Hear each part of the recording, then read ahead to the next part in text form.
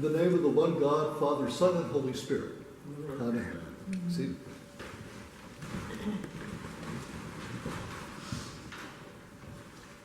My text from the gospel we just heard proclaimed these words. Jesus called the crowd with his disciples and said to them, "If any want to become my followers, let them deny themselves and take up their cross and follow me." One of the most popular and omnipresent works of Christian art I have ever come across is that of Durer's praying hands. Versions of Durer's praying hands have been deployed in every medium imaginable, as paintings, woodcuts, bookends, plastic salt and pepper shakers, placemats, and pencils. There was a time in my life in ministry when I was ready to bestow on them the Religious Schlock of the Year award. I began to feel more kindly toward those images of hands clasped in prayer, however, when I read the story behind Durer's painting of them. According to Glendon Harris, when Durer was a poor, struggling artist, he was almost compelled to give up his studies and his painting because he had to go out and earn a living instead. But a friend of his, who was also an aspiring artist in similar straits, offered to take a job at hard manual labor to support both of them so that Durer could pursue his art. When success came to Durer, the hands of his friend had become so twisted and stiff that he had to give up all hope of ever becoming an artist himself. One day, seeing those hands folded in prayer, Durer thought, "I can never give back the lost skill of those hands, but I can paint them as they are now to show my love and gratitude for a noble and unselfish character." This was the high inspiration for the famous painting which so many in the world have come to admire. Having told this beautiful story about the inspiration for Durer's painting, however, Glendon Harris then went on to pose a very thought-provoking question. Who would you say, Harris asked, made the greater contribution? And who was the greater artist? The one who painted those hands or the one whose hands were painted? The gospel of Jesus the Christ, it seems to me, could well be described as a portrait of hands.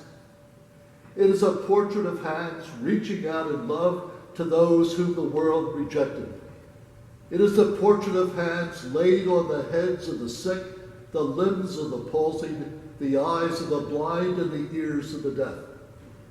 It is hands held out in acceptance and forgiveness to those whose lives have been made miserable by sin. It is a portrait of Christ's hands nailed to a cross, that his death might be for us the path to new resurrection life. Which, however, was the greater artist? The gospel writers who painted these hands, or the ones whose hands were painted? Now, there are Christians who believe that painting an accurate portrait of Christ's hands is all that is needed. To know Christ, they say, is to be able to recite the Apostles' and Nicene creeds without crossing our fingers or toes. To know Christ is to believe that every word and sentence in the Bible was directly dictated by God to the biblical writers and should be treated as such. To know Jesus, they say, is to know the details of his life and ministry on this earth. There are also those, however, who believe that to know Jesus is to feel his hands. It is to experience the presence of Christ in their lives.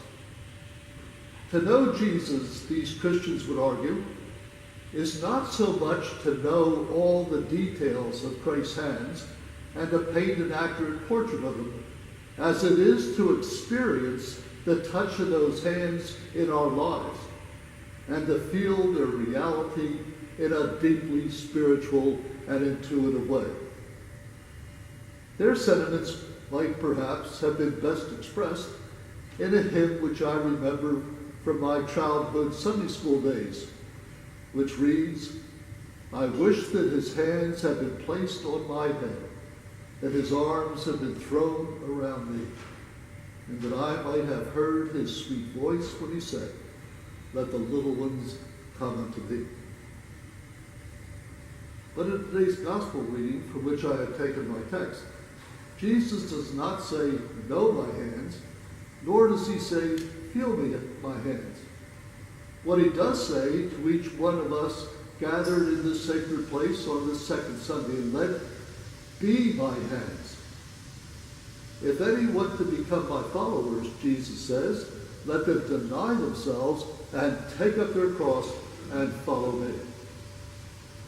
Simply to know intellectually all about Jesus' hands, or simply to feel Jesus' hands, is to live in a world of spiritual abstraction, no matter how pleasing and comfortable that world of spiritual abstraction might be. We can be very theologically sophisticated and be totally unconverted at the same time. We can feel spiritually elevated and have all kinds of beautiful spiritual experiences, while at the same time remaining totally centered in on ourselves. It is not enough to know about Jesus' hands or to feel his hands in our lives if we are not willing to be his hands in this world. Being Jesus' hands brings the whole Christian way of the cross right down here where we live, where we are called to take up our cross and follow him. This is not to say that knowing Jesus' hands is not important, for it is his hands and his hands only that we are called to be. It is his cross and his cross only that we are called to take up. It is he and he alone whom we are to follow. There are hands in this world that are immersed in self-pity and self-aggrandizement. There are hands that are absorbed in counting their money. There are hands that pull the triggers of weapons whose only purpose it is to perpetuate the continuing slaughter of the innocent. In order to be Christ's hands in this world, we must be able to recognize his hands when we see them, and to differentiate them from the demonic hands which are found in such great abundance in our day. Lent is given to us that we might, through Bible study, schools of religion, and theological reading, come to know intellectually the hands of Christ more accurately. But that is not enough. Lent is given to us that through worship and prayer and meditation, we might experience the hands of Christ in our lives more immediately and profoundly. But that is not enough either. Lent is given to us that we, through the transforming power of the Holy Spirit that dwells within each one of us, might be the hands of Christ, becoming one with the Savior, who, in the words of one of our closing prayers, stretched out his arms on the hard wood of the cross, that everyone might come within the reach of his saving embrace.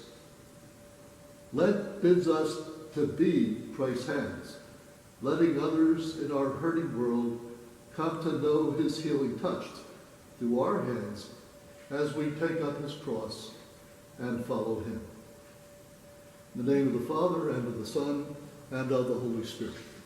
Amen.